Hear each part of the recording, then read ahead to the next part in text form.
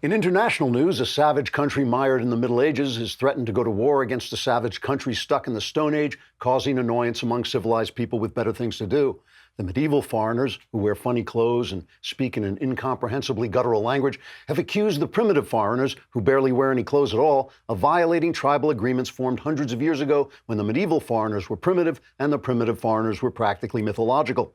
Democrats have suggested solving the problem by bringing millions of these unspeakable barbarians to our country where they can kill our citizens. Then Democrats will demonstrate compassion by crying over the foreigners' children and speaking fondly about their quaint traditional practices as if they were something other than blood-drenched atrocities. Presidential advisor John Bolton, conversely, has suggested we bomb the medievals into the Stone Age and bomb the Stone Agers into some pre-sentient state before they could stand upright and use rude tools. President Trump, meanwhile, has threatened to levy tariffs on whatever natural resource represents the reason we're paying attention to these homunculi in the first place, while calling on Congress to sit down and pass a law about something, a suggestion that met with sustained laughter, followed by threats of impeachment, followed by a state of absolute inactivity, usually seen only in the far reaches of space or in Congress. Commentators at CNN blame the crisis on Donald Trump's racism, while op-ed writers at the New York Times, a former newspaper, blame Donald Trump's refusal to celebrate transgenderism as represented by the foreigners' habit of mutilating their women until their bodies were indistinguishable from those of men. The Washington Post, where democracy dies in unbearable boredom, excoriated Trump for his refusal to institute Barack Obama's plan to supply the medieval foreigners with nuclear weapons while providing the primitive foreigners with a big bag of rocks and spears. So it's another normal day in international politics. Now back to the urgent news about Miley Cyrus's opinions. Trigger warning, I'm Andrew Klavan, and this is The Andrew Klavan Show. I feel hunky-dunky, life is tickety-boo. Birds are winging, also singing hunky-dunky-doo. Ship-shaped, ipsy-topsy, the world is zippity-zing. It's a wonderful day, hurrah, hooray! It makes me want to sing. Oh, hurrah, hooray! Oh, hooray, hurrah! Absurdity always makes me laugh, which brings me to the subject of Democrats, which brings me to the subject of the American news and entertainment media, which is the same subject as Democrats, which is the same subject as absurdity. And by absurdity, what I mean is that Democrats have used their near monopolistic dominance of the news and entertainment media to create an elaborate fantasy about what is happening in America today. It's a provable fantasy, which they try to maintain with talking points from Capitol Hill, continually amplified on NBC and CNN and in the New York Times, then made into comedy routines on late-night television, and finally into movies supposedly based on a true story that was a fantasy in the first place. Trump is a Hitlerian tyrant. The destruction of the Russian collusion narrative actually proved the case for impeachment. Americans are systematically oppressed because of their skin color. American women are living in the Handmaid's Tale. Radicalism is justice. Freedom is radicalism. Speech is violence. I mean, really, what the hell? When Donald Trump gave his first inaugural address and spoke about the economic carnage brought upon the Midwest by globalization, he was assailed for being absurdly negative. And maybe that was overstated, but at least he was describing something that actually exists. The Democrats are just riffing on nonsense. It's not that our country has no problems. It's not that there's never any bigotry or mistreatment of women. We're not in paradise. But really, in the immortal words of Tito the Chihuahua from the Disney non-classic Oliver and Company, if this is torture, chain me to the wall. The oppressive America the Democrats have made up is total fiction, a fiction that they have talked themselves and their followers into believing. But you know it's fiction because it can only be maintained by silencing the honest voices that oppose it, deplatforming us and blacklisting us and calling us hateful and shouting us down. In an empire of lies, no one is allowed to say that the emperor isn't wearing any clothes, but I will show you how the whole machine works. It was all happening yesterday, and it's right there, and we'll talk about it. But first, let us talk about Big Token. This thing is an addictive app. Big Token is this app that lets you share data about yourself, your interests, your habits, and then you get paid for it. I've been playing with it. It's kind of hard to stop. It's a lot of fun. Right now, you're already sharing enormous amounts of information with tech companies, and they make money off it. So should you. This is how Big Token works.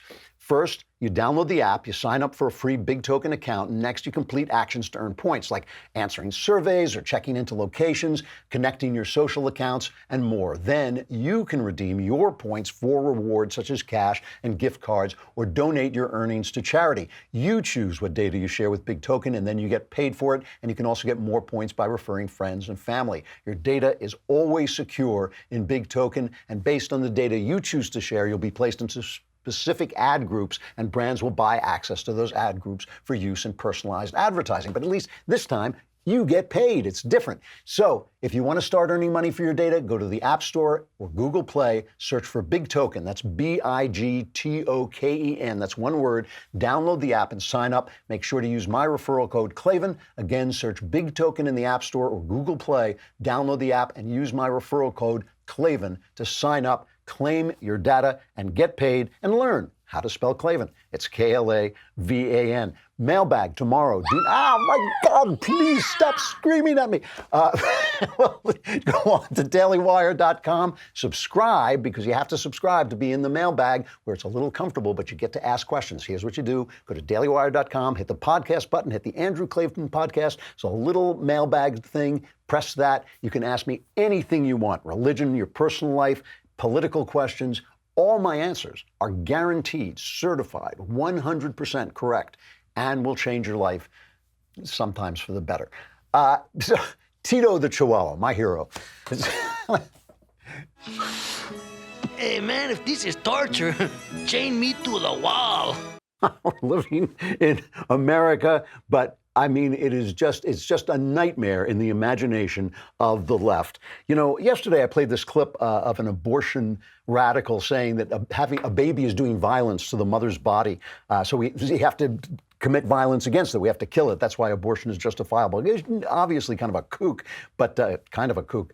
But it sums up the left's attitude, doesn't it? That this terrible stuff is happening. They're so oppressed, so they're justifying oppressing others. They're justified in shouting you down on campus because your speech is violence. It's all in their imagination, but it justifies the terrible things they're doing. You know, we talked about that New York Times piece yesterday about silencing people on YouTube because they're radicalizing people. And they found a guy who was so radicalized, he actually dated a religious woman. That's how radicalized he was. I mean, that was really what it was. He never bought into the crazy theories about white supremacy, never went into any of that, but he dated an evangelical Christian. And that was what made them radical. And that's why we should knock all these people off YouTube and deplatform them.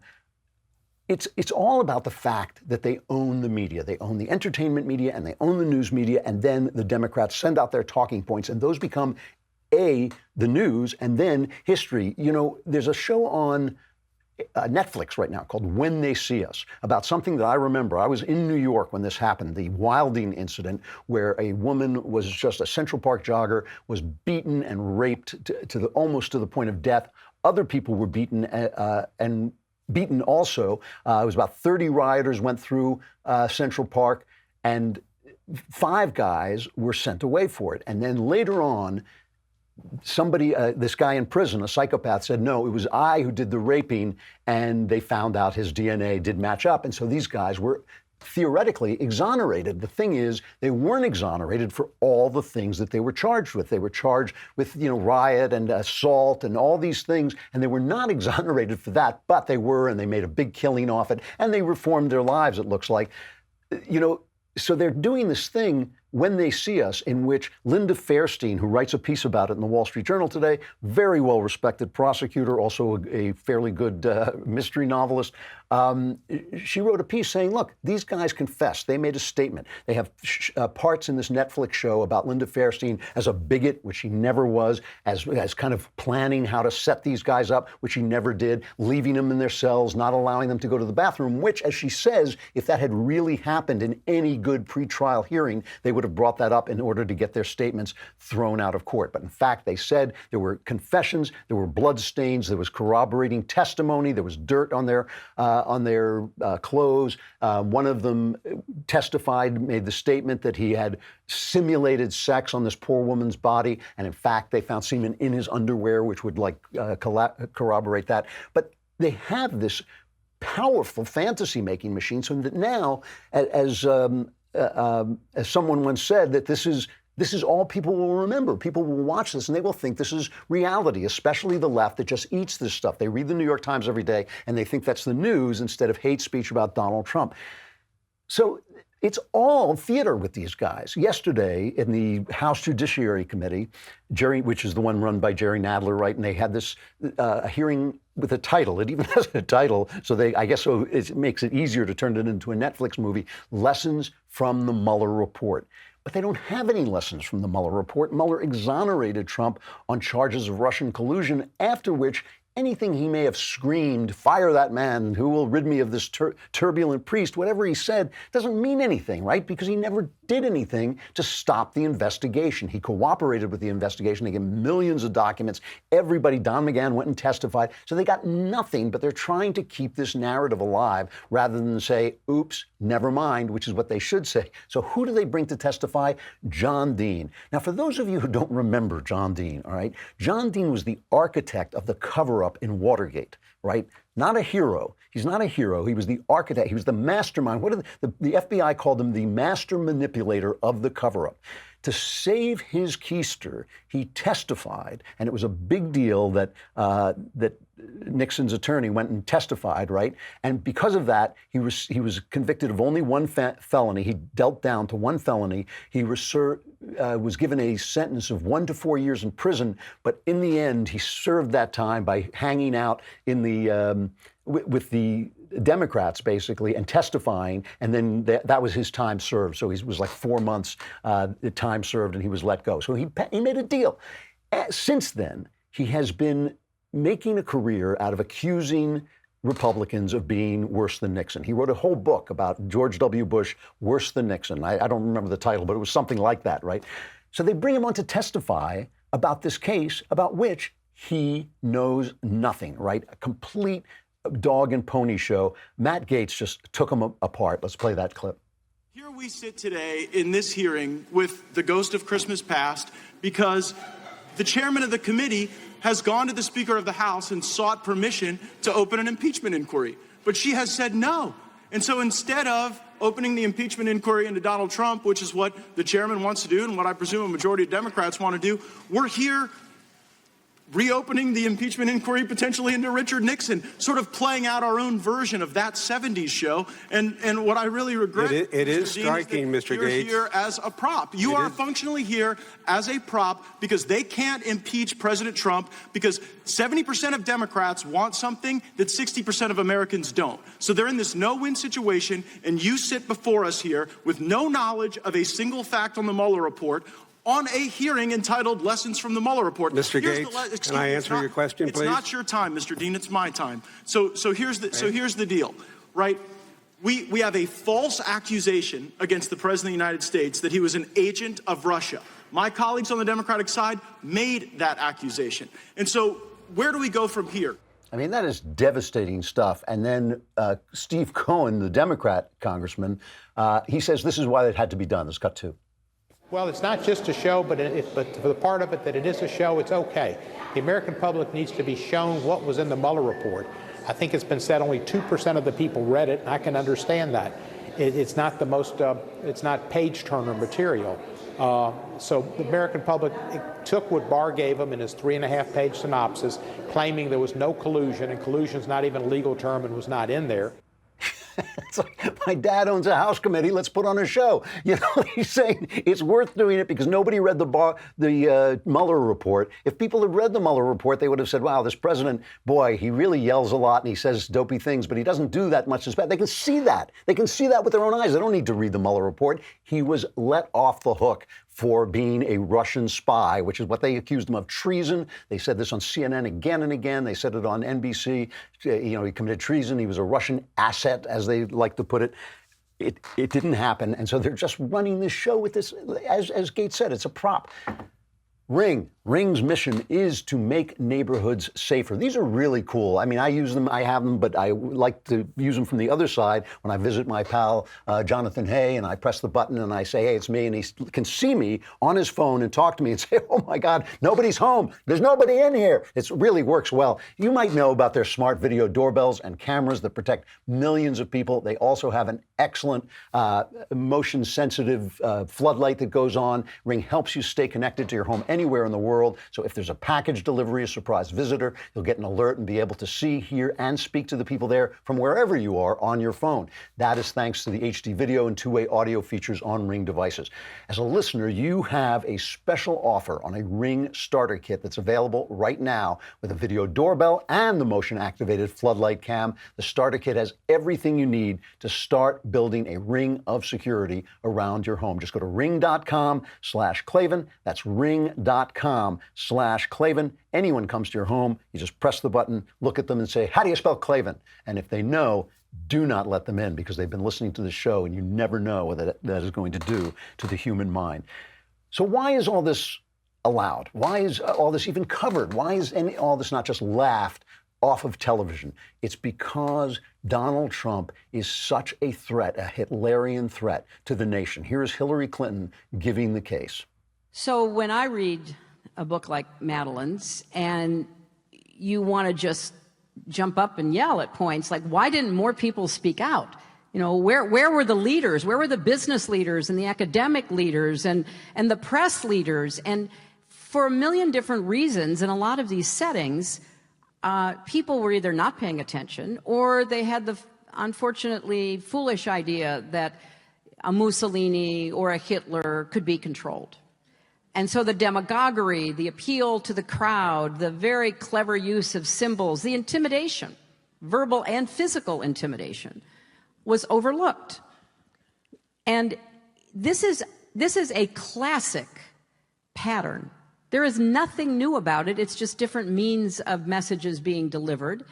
And I think given the rapidity with which information can be conveyed today because of the internet, it is an even more dangerous set of circumstances. Now, the absurdity is strong in this one. She's comparing Trump to Hitler and Mussolini. She's comparing him to Hitler and saying, well, the appeal to the crowds, the clever use of symbols, the intimidation. Adolf Hitler came to power, I think it was 1933. He manipulated the parliamentary system in Germany, got himself in power legally, but with a lot of shenanigans, but legally. Within a year, Adolf Hitler had eliminated any other party except the Nazi Party. There were no more parties in Germany. He had gotten rid of trade unions. He had banned Jews from kinds of work and basically made them non-citizens, some of whom couldn't even get food in the towns in which they lived in. Where is any of that happening, right? He had the Night of the Long Knives. Within at least maybe a little over a year, the Night of the Long Knives, where 1,000 people were arrested and slaughtered because they were not what exactly the guys who brought Hitler to power, the SA, were not the guys who wanted to consolidate his power, the SS. So he just wiped them out and wiped out anybody who had opposed him. Where the hell is that happening? Donald Trump holds rallies, Hitler holds rallies, so Donald Trump is like Hitler. It would be nonsensical if it weren't for the fact that they are backed up by the press. And the press loves it because it makes them feel like heroes. You know, Jim Acosta, Jim Look at Me, I'm Jim Acosta, has a new book out. I believe it's called Look at Me, I'm Jim Acosta, by Look at Me, I'm Jim Acosta. And I think the case he's making is that we should look at him because he's Jim Acosta. Now, Jim Acosta is a clown. He sits there and he shouts things at the president. He tells the president what he thinks is, if that's news, nothing that Jim Acosta thinks is news, literally nothing that he thinks is news. But CNN, where Jim Acosta works, has his book, Look at Me, I'm Jim Acosta, and has him on the Brian Stelter show to talk about the terrible oppression of the press under Adolf Trump. Do I have any regrets? You know, I wish at times that the press had been a bit more in solidarity with one another. and standing up to this White House and saying, listen, the president can't call us the enemy of the people. We're not going to go along with that. And I think we've missed some opportunities here and there to challenge that. I will say one of the things that I'm most grateful for during this experience is how just about every news organization in Washington and here in New York stood behind us here at CNN when they took away my press pass. That was a very important First Amendment case, and I talk about it in the book. Had the Trump administration won that case, Brian, it would have sent shockwaves through our industry. It would have put a real chilling effect on the First Amendment in this country. And people might say, oh, you're just puffing yourself up. You're higher on your own fumes. No, the Trump administration's own lawyers went into the courtroom and said that the President of the United States can throw out whoever he wants out of the White House. This is a guy who manhandled a female aide because she was trying to take the mic away from him long after he had his question, and and they threw him out for rudeness, which I think they would have been able to do had they actually followed the case up and appealed, but they didn't want to make a big fuss out of it. Nobody wants to take on people who buy their ink by the barrel, as somebody once said. So this is the oppression. Now, if they were oppressed, right? I mean, he does not even making any sense because he's saying we wish we were in solidarity, but they stood behind him when he was thrown out. They don't want to stand behind him because he's a clown. Let's just take a look at this oppressed press that cannot speak because they're so afraid of the physical and mental intimidation wrought on them by Donald Trump. Here they are, recently Nancy Pelosi, basically trying to appease her base in Congress, was quoted as saying, I would like to see Donald Trump in jail. I'd like to see him in jail. And she was just showing how tough she was, so she doesn't actually have to go through with impeachment, which would probably cost them the 2020 election. So here is cut number 5, the press amplifying that. Do you want to see the president in prison instead of impeaching him? So what was your reaction when you heard Speaker Pelosi reportedly saying that she wants to see President Trump in prison? But here's the question. Would you like to see President Trump in prison? Do you think President Trump committed crimes that could be prosecuted? He did. When Nancy Pelosi says she wants to see the President of the United States in prison, is that at all realistic? I think it could be realistic. No one is above the law, and that includes President Trump. If it determines that we lead to impeachment or if he ends up in jail, so be it. Now, Bob Mueller almost said that he should be in jail. If you become president in 2020, would you want your Justice Department to pursue charges against President Trump? Do you want to see President Trump in prison? Well, let me press you, Congressman. Do you want to see the President of the United States in jail? More than anything else, Wolf, look, the lizard brain that I have says I hope bad things happen to this man. Hey, man, if this is torture, chain me to the wall. Really? I mean, if these guys were oppressed, how is it they're calling for the imprisonment of the president? I mean, how is it they call for impeachment every day? How is it, if they're oppressed, that they can just rattle off all these charges against Donald Trump and nothing ever happens? It is just an amazing. We're living under racial tyranny on Netflix, but not in real life. We have Watergate going on in Congress, but not in real life. We have oppression of the press in the press, but not in real life. They are using their domination of the media to create a fantasy world of oppression that simply does not exist. No one has time to go to the post office, especially if you live here in LA where no one has time to go anywhere because the traffic is just so bad.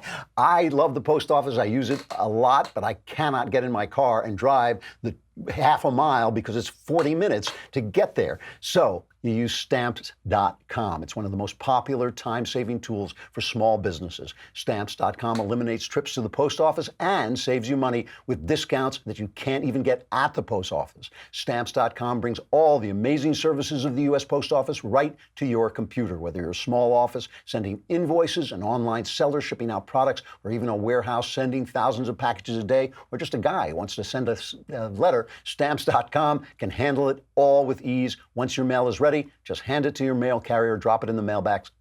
It's that simple. It's a no-brainer, saving you time and money. Right now, my listeners get a special offer that includes a 4-week trial plus free postage and a digital scale without any long-term commitment. Just go to Stamps.com, click on the microphone at the top of the homepage and type in Klavan. That's Stamps.com, enter Klavan, stamp a letter, send it out to find out how do you spell Klavan. It's Klavan, no E's in Klavan.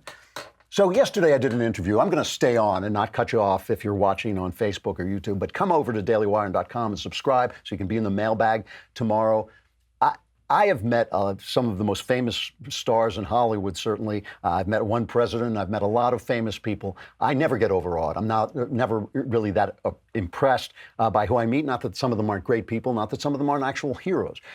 Yesterday, I was overawed. Yesterday, I met a guy who actually overawed me. When I was learning to fly a plane, I like to learn to do different things. It helps me in my work, and it keeps my mind sharp and all this. And I got a pilot's license a few years back. And while I was getting my pilot's license, I got really involved in aviation and the history of aviation, and I would study these heroes. And there were heroes like the Wright brothers, these very quirky little brothers who beat out the government in inventing the airplane. There was Charles Lindbergh, who as a politician was not that great a guy, but as an aviator was a genuine innovator and hero.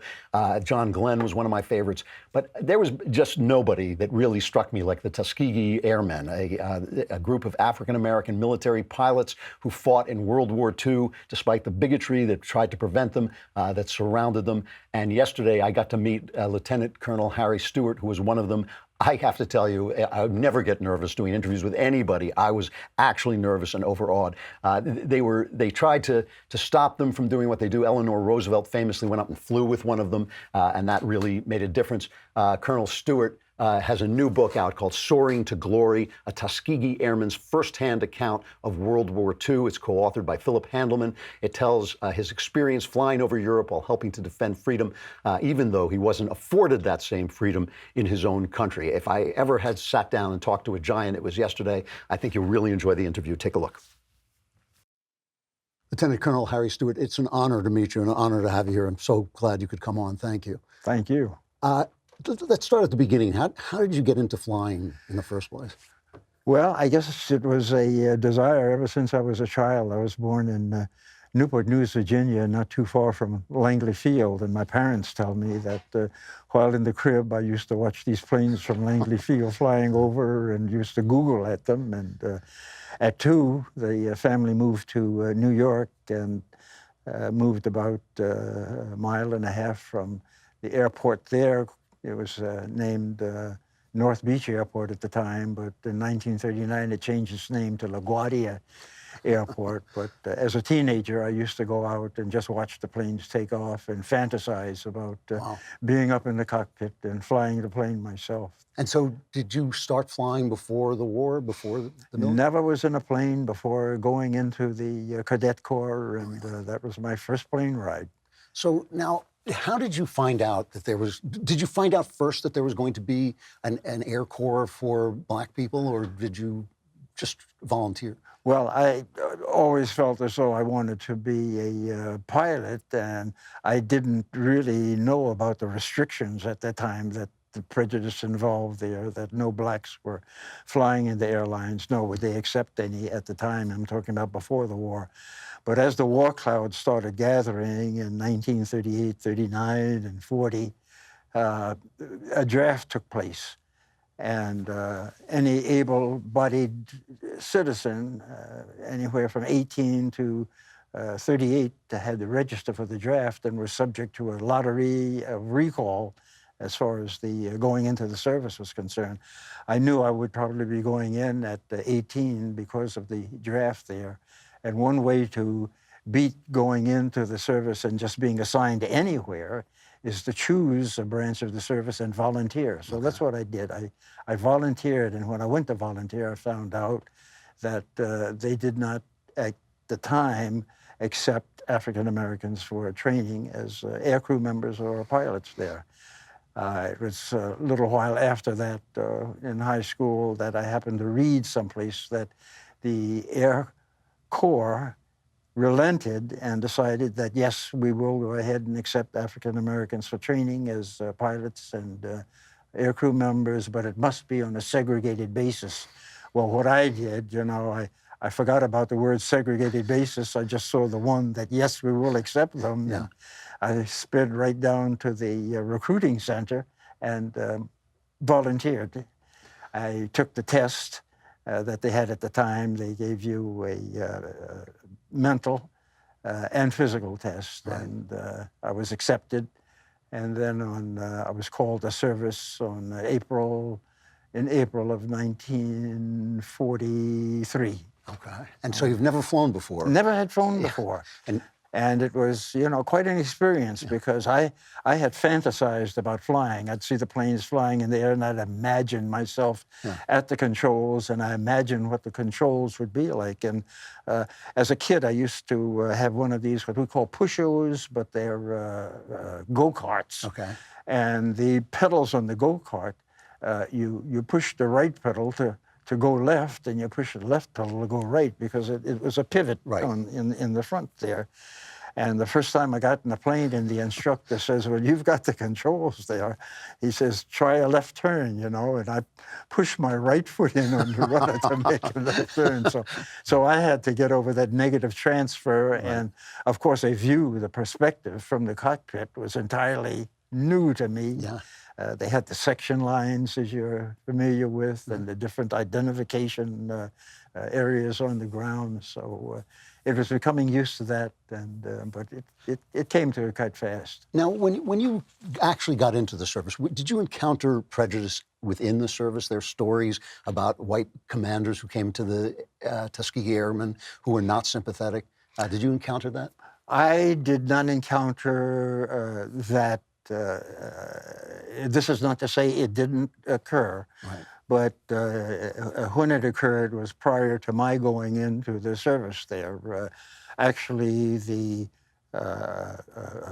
African Americans who were taking flight training, this occurred in early 1941, and I didn't go in until 1943. So a lot of that era of a transition and accommodation for the African Americans had already taken place to a certain extent. So your question, to answer it briefly, is that no, I did not run into a lot of the... in fact, I had a great deal of respect for the instructors that I had, who were all white at the time. I mean, they taught me to fly, and they taught me to fly well. Right. And except for maybe an incident or two or something like that, everything went quite smoothly. And you went into combat? You did go into combat? I did go into combat, and after the training, I went overseas to Italy, and I was assigned to the 332nd Fighter Group,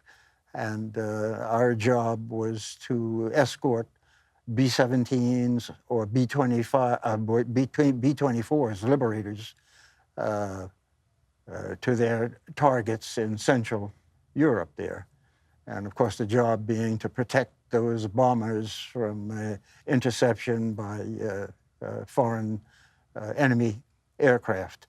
And it was our job to ward them off. And of course, we saw the responsibility there, because each one of those bombers, there were 10 crew members. There's the pilot, co-pilot, navigator, bombardier, and the gunners there.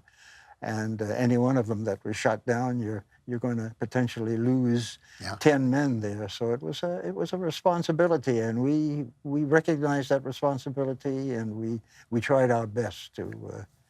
I have to ask you this because I've flown planes. One of the things that when you fly a plane, and you start to think about flying a plane while being shot at, flying a plane is hard. It's hard to fly a plane. Of course. When people start shooting at you.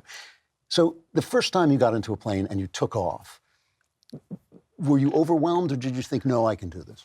I had the confidence in myself at the time. What had happened was, I guess I had about 7 hours in instruction in the PT-19, which was a 75 or 90 horsepower aircraft. But anyway, the instructor, I knew that it was coming because he said, taxi over by the wind tee.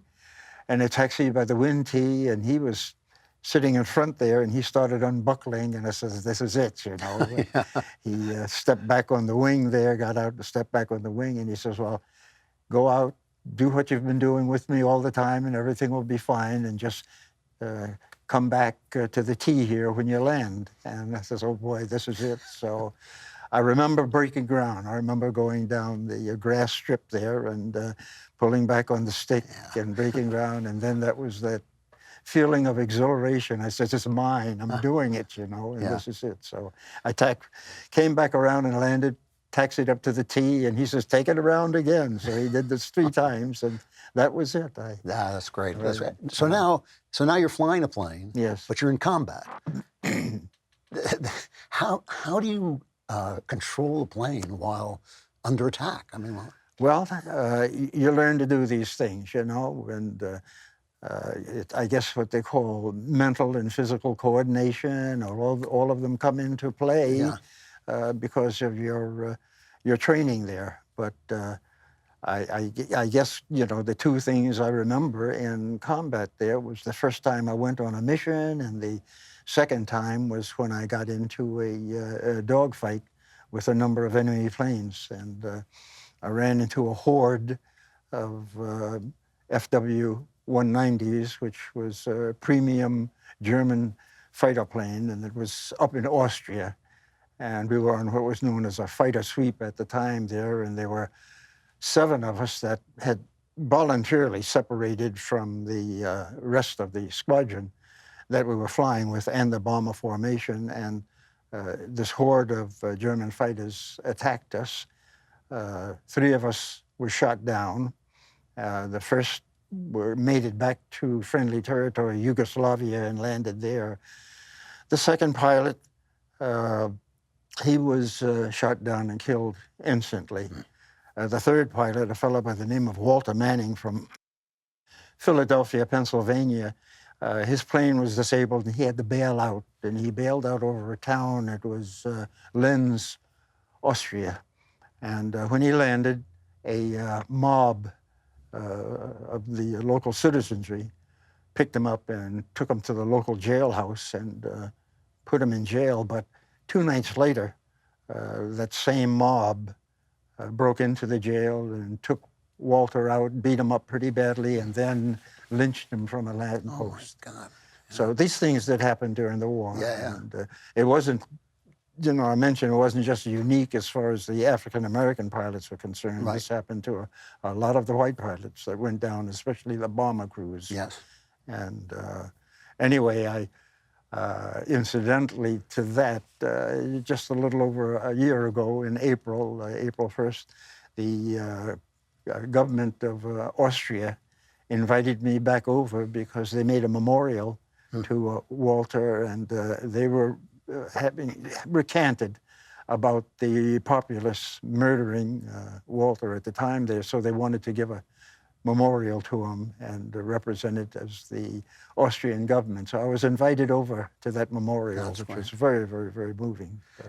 On top of knowing the responsibility of guarding the bombers, you guys were pioneers, racial pioneers, in a country still in the throes of segregation, of all kinds of bigotry. Yes. Were you aware? Did that weigh on you?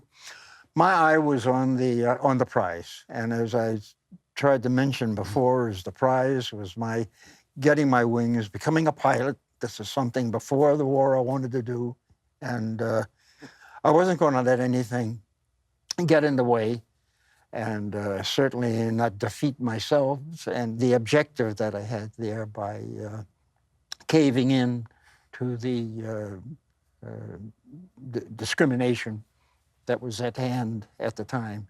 So in keeping my eye on the prize, I just steadily went after the wings there. I graduated in June of 1944. I got my second lieutenant's bars, and I got my wings here, and I didn't even know how to drive a car yet.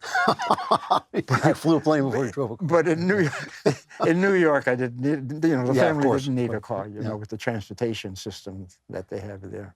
When you came back from the war, one of the things that always shocked me about the Tuskegee Airmen is they were not recognized after the war as much as you would have thought. I mean, it's shocking to me that your book is only coming out now, Soaring to Glory. I mean, it's one of the great stories of World War II. Did you feel that when you came back? Did you want a little bit more credit than... Yeah, I just sort of dismissed it at the time as far as getting credit and the accolades and that type of thing. And, well, you know, I mean, as I said, I think there's something like 1 million men that were under arms, you know, and when when you compare yourself to that, I'm sorry, 11 million. 11 when million, you compare yourself to that 11 million there, you're not even a drop in the bucket there. So I really didn't consider what I had done as being, that great. I did my part as 11 million other guys did who were in the service there. When I got out of the service there, or when I got back home, it was the same old as far as the social atmosphere was concerned, and the jobs that were not available to African Americans at the time were still not available to African Americans. So, but what I did is I didn't let that stop me from trying to pursue my ambition is to become a airline pilot, and I did apply to a couple of airlines, and I was rejected, and because of my color. But happily to say is that within a few years, the airlines recanted, and they started accepting African Americans as aircrew members and pilots until today, where every major airline you have first pilots and who are flying with the airlines, and also some of the other airlines, or not airlines, but the carriers like UPS and FedEx that are heavily populated by African Americans there. I was, and most gratified just a couple of years ago, and I was taking a flight from Detroit. I forget where I was going, but in entering the plane, I looked in the cockpit there, and the two pilots were in there, and they were both African Americans. And I said, wow, but the thing that really got me is, would you guess that they were both female? So my last question, because I'm out of time, unfortunately. I could talk to you for a long time, but when you've seen so much change, I mean, you've seen so much become different over your lifetime. Yes. When you talk to young people, what is it you want to tell them? I want to tell them to keep their eye on the prize, and whatever you do is pursue excellence in doing it there, and don't let hate or hurt turn you around from what you want to do there. Dismiss that as just an emotion that you can overcome, and pursue your dreams. And if you do have to turn around that dream because it's evaporating or something like that, find yourself a fallback position and get that fallback position early, just in case what you wanted doesn't come true there, and do like I had done to a fallback position there. I decided to go back to school. I went to New York University, got my degree in mechanical engineering, followed the career path up through private industry then, and actually I retired as vice president of a Fortune 500 oil and gas pipeline company. Colonel Stewart, you've not only helped defeat one of the greatest enemies of humankind, you made our country a better place. It's an honor. It really is. Thank you so much. Thanks. It's been my pleasure. Thanks very much. Already.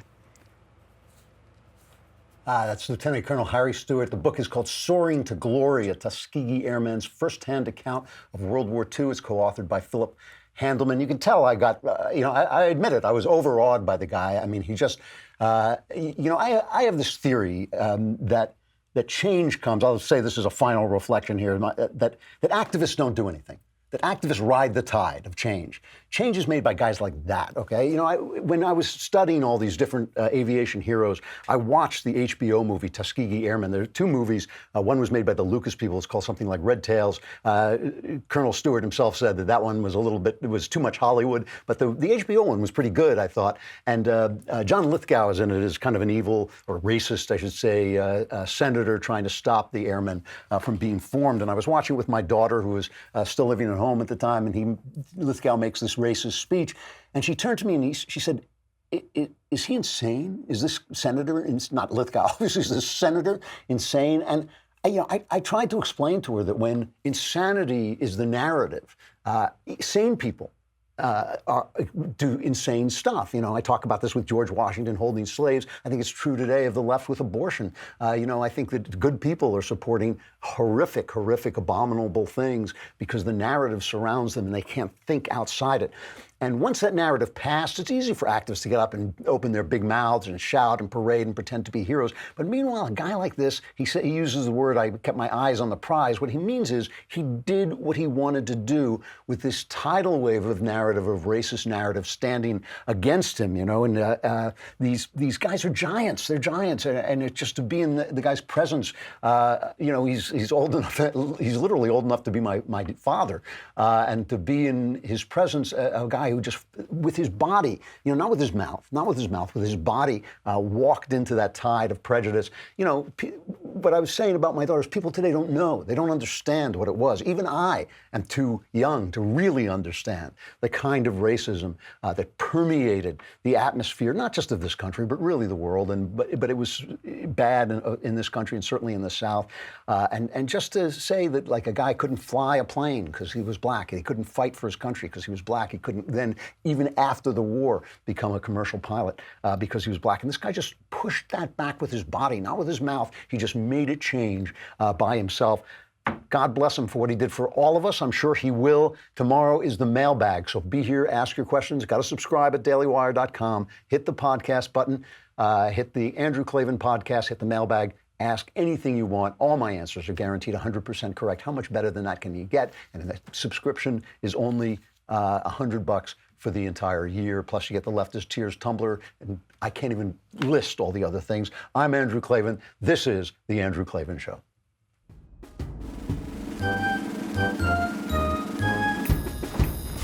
Oh, hooray, hurrah.